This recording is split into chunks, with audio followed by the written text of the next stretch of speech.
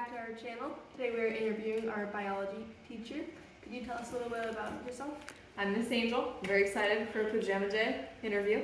I teach biology and chemistry. This is my 4th year teaching. Tell us what your favorite part of your job is.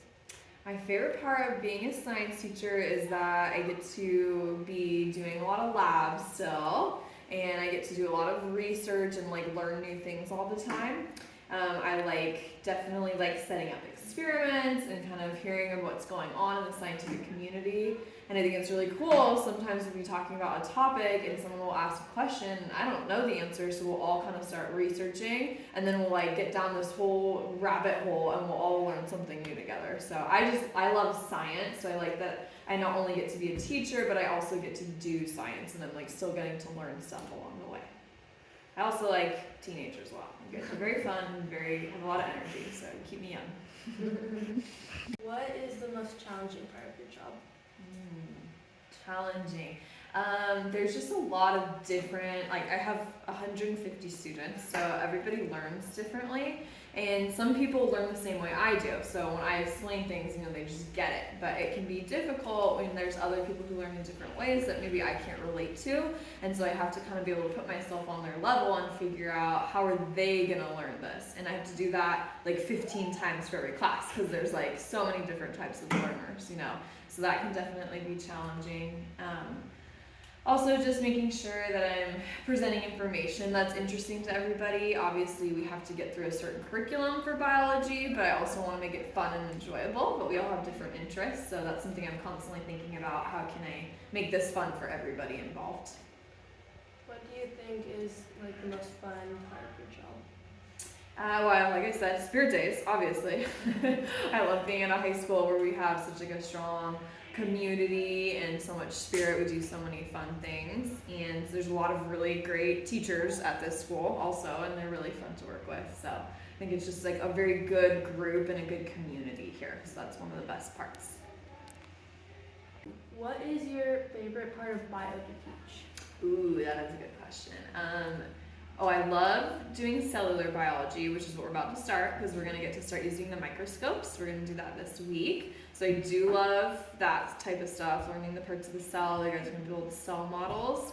But next semester, we're going to do ecosystems and different biomes. We're going to be learning about the different climates in different parts of the world and what type of life that supports and how all the different plants, animals, and non-living things are all interconnected. And that is probably my top favorite because I love learning about different unique ecosystems. So those are probably my top 2, but we got some really good fun units. And then what do you think is the first step that students can do to help you? Number 1, the first thing you always need to do is just get educated. Is just understand what the issues are and how we can start approaching them. And when you know something, when you learn something, you usually go home and tell somebody.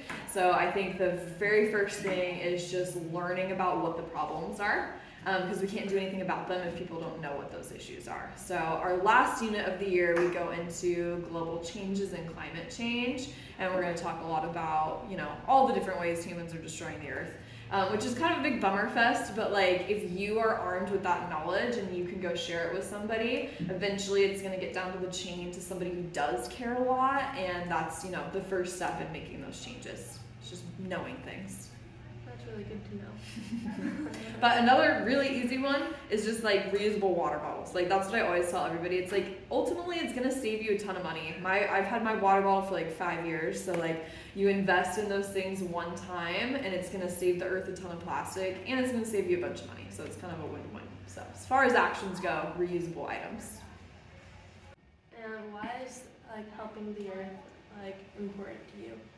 I'm somebody who spends a lot of time outside. I grew up on a ranch with animals. I spend a lot of time hiking, rock climbing, camping.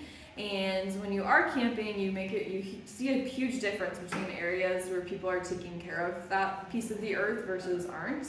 And a lot of these places are just not going to be available, and we're just not going to have the things we get to see now. Our grandchildren are not going to get to see. There's like hundreds of species that go extinct every single year. So like right now, animals that we know about, your grandchildren will be like, what was that? Like, I've never heard of that, and they're just not going to be around anymore. So I just think it's really important for people who do love being outside. We're not going to get to keep having that unless we make an effort to keep those things and take care of them. Thanks for sharing with us. Of course. See you next time. Go learn stuff.